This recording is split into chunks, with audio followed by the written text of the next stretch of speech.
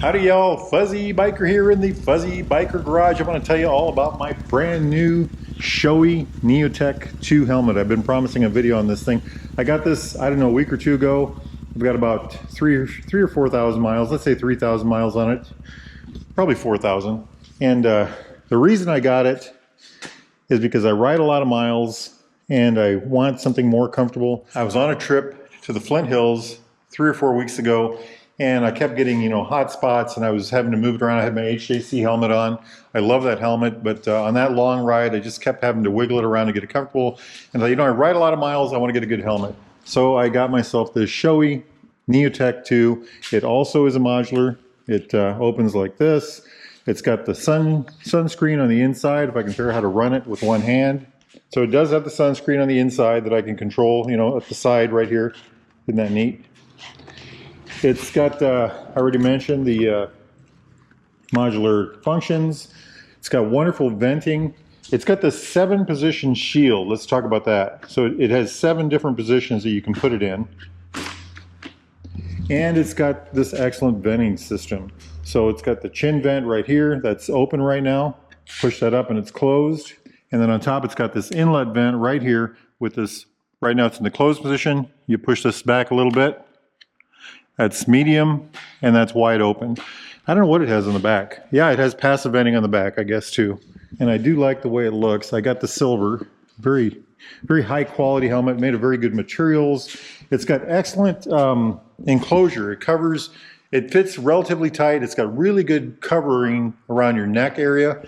It's got, let me pull it up here. It's got the chin thing right here. It's got this excellent stuff all the way around, very high, quality materials, very comfortable, very good feeling. It's got this wonderful ratchet strap. I want to mention that because I think that should just be the standard for helmets anymore.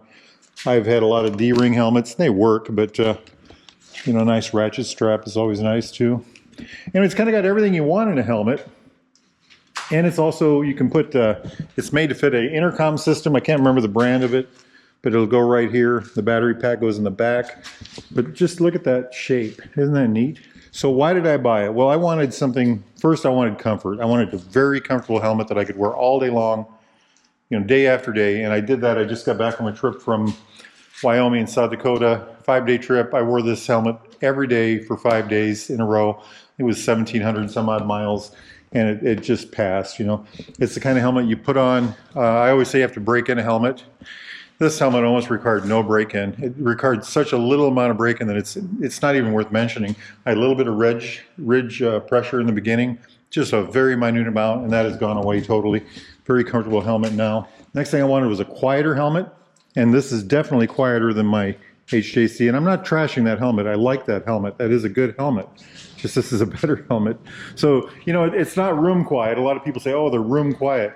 Well, they are room quiet if you're in a quiet room, but you do hear air noise, and as soon as you start opening vents, if you close the vents up and you close the screen, it's a pretty darn quiet helmet.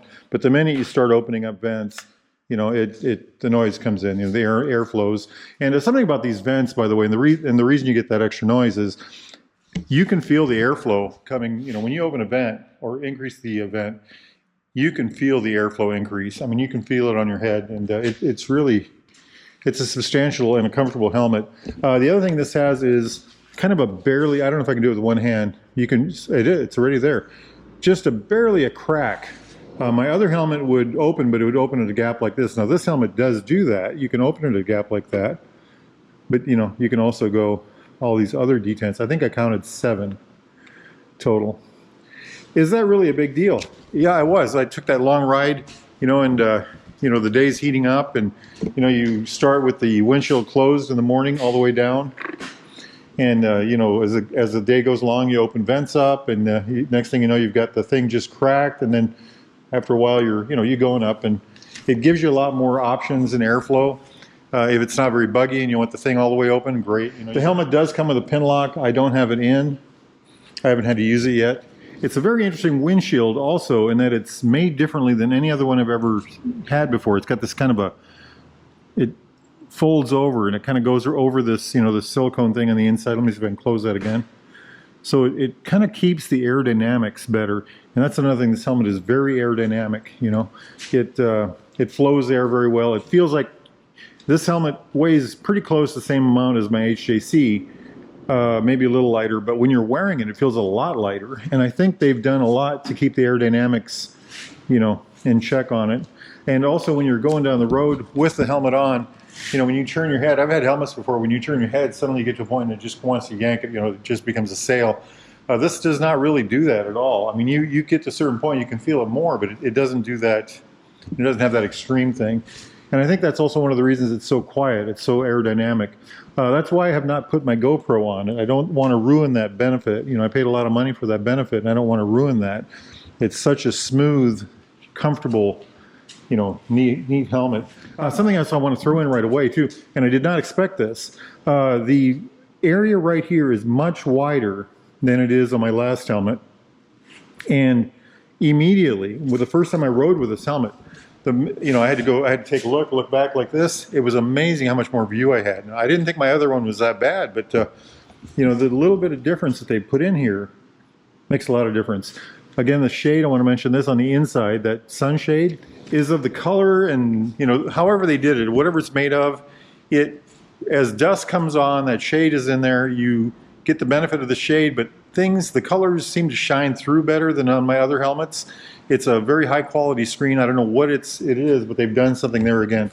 So you've got, you know, higher quality outside screen, higher quality inside shade, and it works very smoothly. You know, all the operations are very smooth on this helmet. Everything is just very well done on their part. You know, the vents work very well. You can actually feel the air. Now, having said all that, there are some problems with it. First off, I went to the grocery store and I went to put my helmet in the shopping cart. No way. It's too nice of a helmet. I was not going to let that happen. I just, you know, so how do you shop with it? Well, you carry it like a basket, right? Okay, I do that by the strap, but I'm not putting anything in it. I'm not going to, you know, stick a carton of milk in there or something. The next thing, and this is kind of a brag, I guess, is it makes your last helmet seem like crap. You know, I had a very nice helmet. I still wear it every now and then, you know, around town, short rides, things like that. Another thing is riding down the road. You know, I don't want to get it dirty. I don't want to get it wet. I don't want the bugs to get on it. You know, you're out there swerving for bugs, you know, kind of crazy. I'm just kidding on that one.